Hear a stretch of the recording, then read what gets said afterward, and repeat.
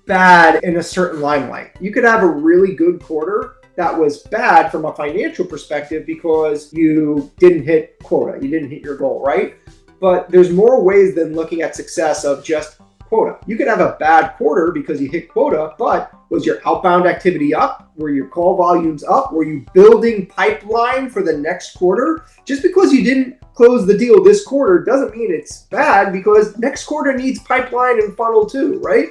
So those are some things that I'll look at, especially when I'm engaging with my teams, like, hey guys, we definitely hit the number this month, which is bad. But on the plus side, we got 2 more trade shows coming up this next quarter. We did 3 webinars in the last week, and our outbound email sequences have been through the roof. If you do all the things you're supposed to do, the success will come. And so doing those little things means it is a good quarter, even if the numbers don't reflect it. Timer went off. Let's do one last quick one.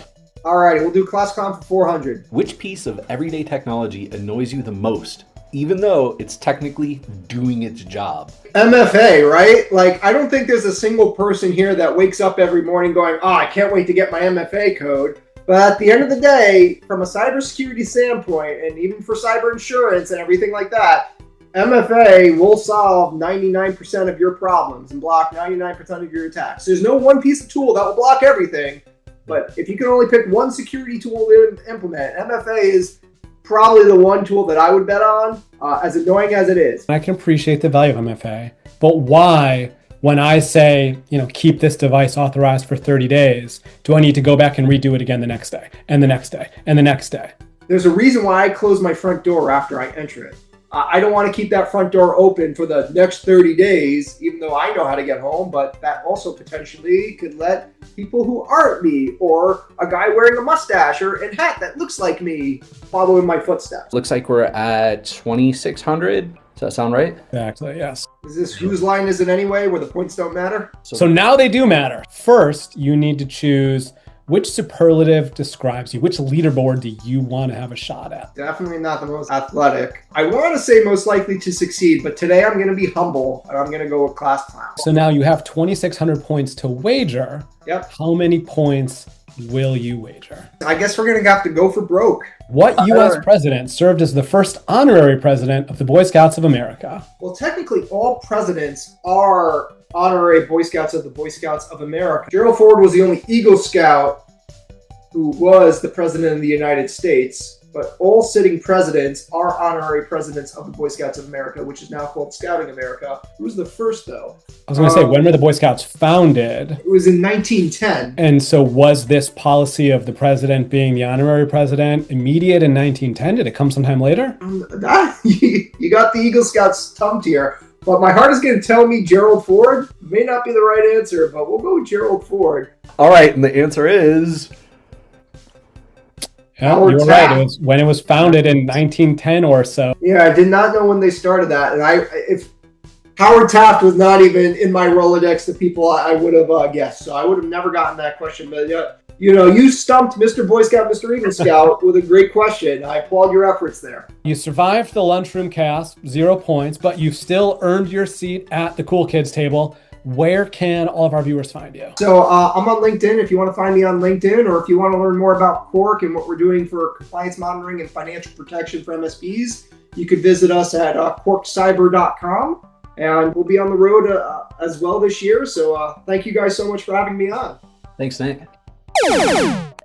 I can't watch the movies. The books, however... You're one of those guys that's like, well, they cut out Tom Bombadil. Oh, you're a Star Wars guy? Yeah. What is the top 3 movies? Oh, I'm a Revenge of the Sith guy. I'm willing to concede that is better than Return of the Jedi, but the other 2 originals, episode 4 and 5. They are classics, but I loved seeing Yoda actually in action with a lightsaber versus just, look at me, I'm Kermit the Frog puppet. What about Rogue One? Bringing back Peter Cushing, all CGI'd. I loved Rogue One. It's like Star Wars 3.5. The Solo movie, that was like little meh. I'll take Donald Glover as the young Lando. Like, give me the Lando series. You can do a full podcast just on the Star Wars hour. My real favorite space movie, Spaceballs. Spaceballs, of course. May the Schwartz be with you. Now, when I say I'm a Spaceballs fan, I mean the helmet. I am a Spaceballs fan. I'm not here for a long time. I'm here for a good time.